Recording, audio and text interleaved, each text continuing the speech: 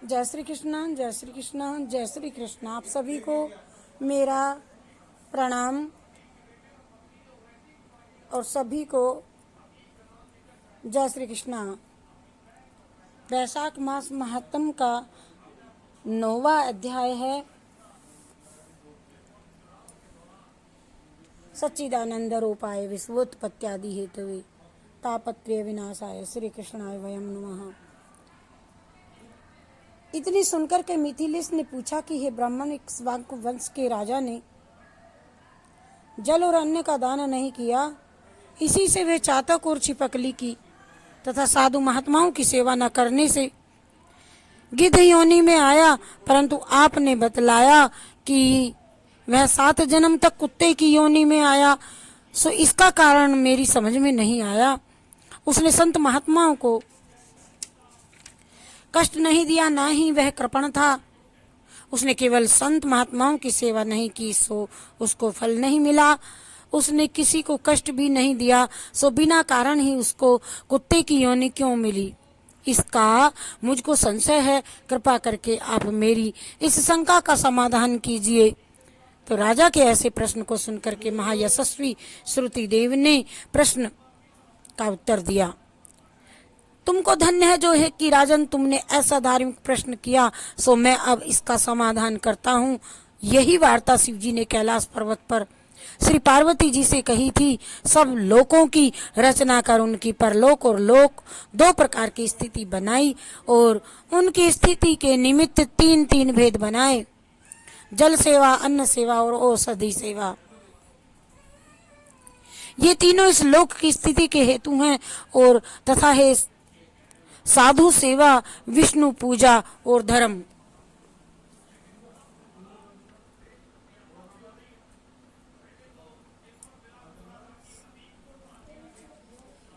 साधु सेवा, जल सेवा, अन्न सेवा, औषधि सेवा, ये तीनों इस लोक की स्थिति के हेतु हैं तथा साधु सेवा, विष्णु पूजा और धर्म, ये तीनों पारलौकिक स्थिति के हेतु हैं। ऐसे यही कर्म से धन संपत्ति आदि प्राप्त हो सकते हैं, वैसे ही पारलौकिक क्रियाएं कभी कभी दुख का भी कारण बन सकती हैं, हो जाती हैं। ऐसे यहाँ पर एक पुराना इतिहास तुम्हें कहते हैं, सुनो ध्यान से। एक समय दक्ष प्रजापति महादेव जी को यज्ञ में बुलाने के लिए कैलाश में गए। तब उनको आए देख करके श्री महादेव जी खड़े नहीं हुए, क्योंकि शिव जी ने सोचा कि मैं सनातन हूँ और ये सब देवता यज्ञ का भाग लेने वाले सेवक के समान हैं। इसीलिए स्वामी का सेवक के आने पर, पति का पत्नी के आने पर, गुरु का शिष्य के आने पर उठना आवश्यक नहीं। यही सब शास्त्रों का मत है। जिसमें बल, दान, तप और शांति अधिक रहती है, वही गुरु है।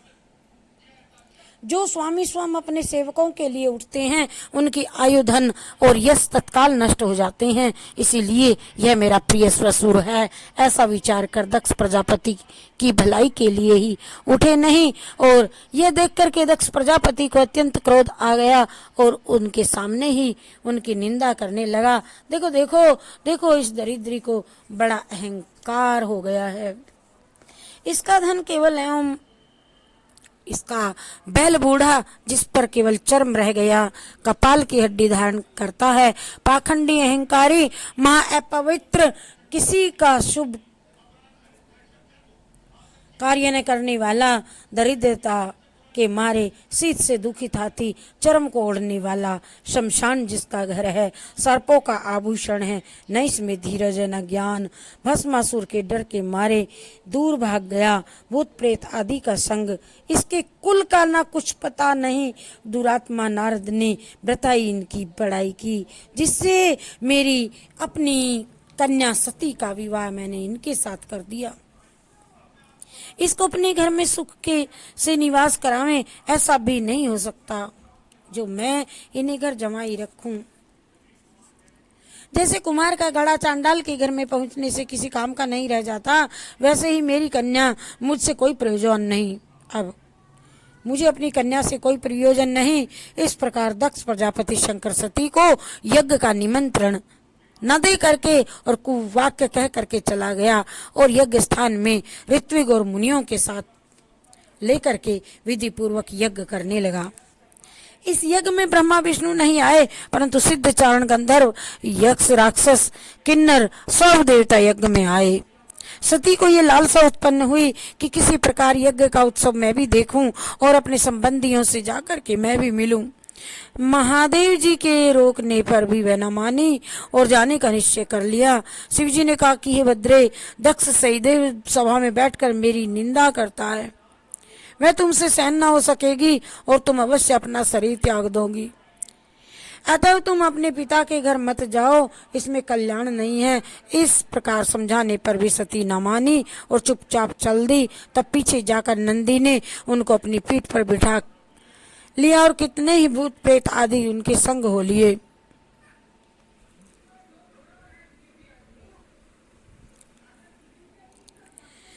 और जब वे महल में पहुंची तो किसी ने भी उनके साथ कोई बात नहीं की। तब शिव जी की बात याद करके यज्ञशाला में गई और वहां पर सभा के लोग सती से कुछ भी ना बोले। सती चुपचाप वहां खड़ी रही और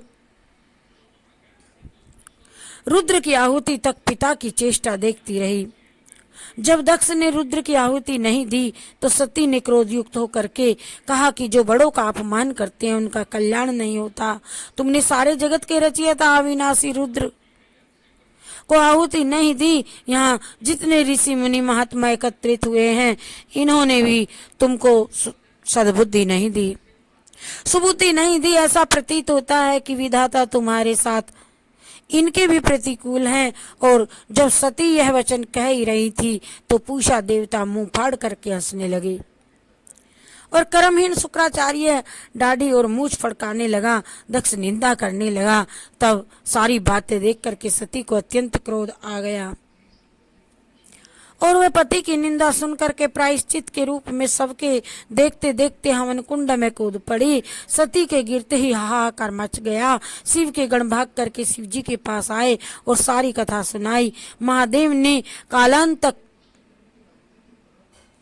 रूप को क्रोध से अपनी जटा उखाड़ करके पृथ्वी में दे मारी, जिससे बड़ा बलवान महाकाय वीरभद्र उत्पन्न हुआ और हाथ जोड़ करके कहने लगा कि बताओ मेरा क्या काम है, जिस काम के लिए आपने मुझको उत्पन्न किया है सो बतलाइए। तब शिव जी ने उसको आज्ञा दी।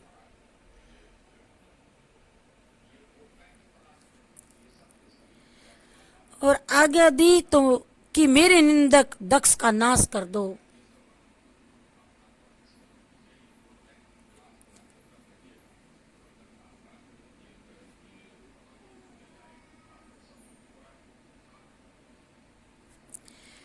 और जाकर के महादेव जी की आज्ञा पा करके सहस्त्र भुजाओं वाला और यमराज के सदृश वह वीरभद्र यज्ञशाला में जा पहुंचा।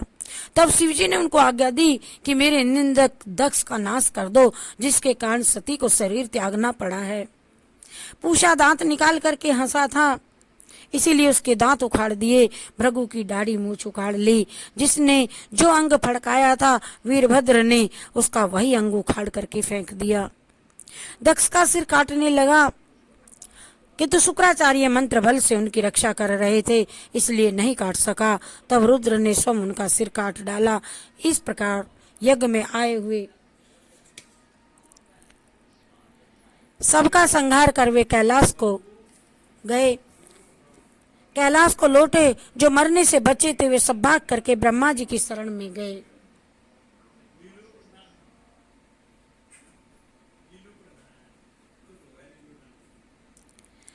और ब्रह्मा जी की शरण में गए। वहां ब्रह्मा जी उनको साथ लेकर के कैलाश में गए और वहां जाकर के अनेक प्रकार से समझा बुझा करके श्री शिव जी को शांत कराया। फिर महादेव जी को साथ लेकर के यज्ञशाला में पहुंचे। यज्ञ में जो मारे गए थे उनको जीवन दान दिया और महादेव जी के ने दक्ष के धड़ पर बकरे का सिर रख दिया, जिससे आज तक उनके उपासक उनकी प्रसन्नता के लिए बैं बैं करते हैं। भृगु जी के मुख पर बकरे की दाढ़ी लगा दी, पूषा के दांत नहीं लगाए। उनसे कह दिया कि वे पीस करके खा लिया करेगा। इस प्रकार सबको अंग सहित किया गया और दक्ष पूर्ववत यज्ञ करने लगा। यज्ञ संपूर्ण होने पर सब देवता अपने अपने स्थानों को गए। बोलो जय श्री कृष्णचंद्र भगवान की जय। हरि शरणम हरि शरणम हरि शरणम हरि शरणम हरि शरणम हरि शरणम हरि शरणम हरि शरणम हरि शरणम हरि शरणम हरि शरणम हरि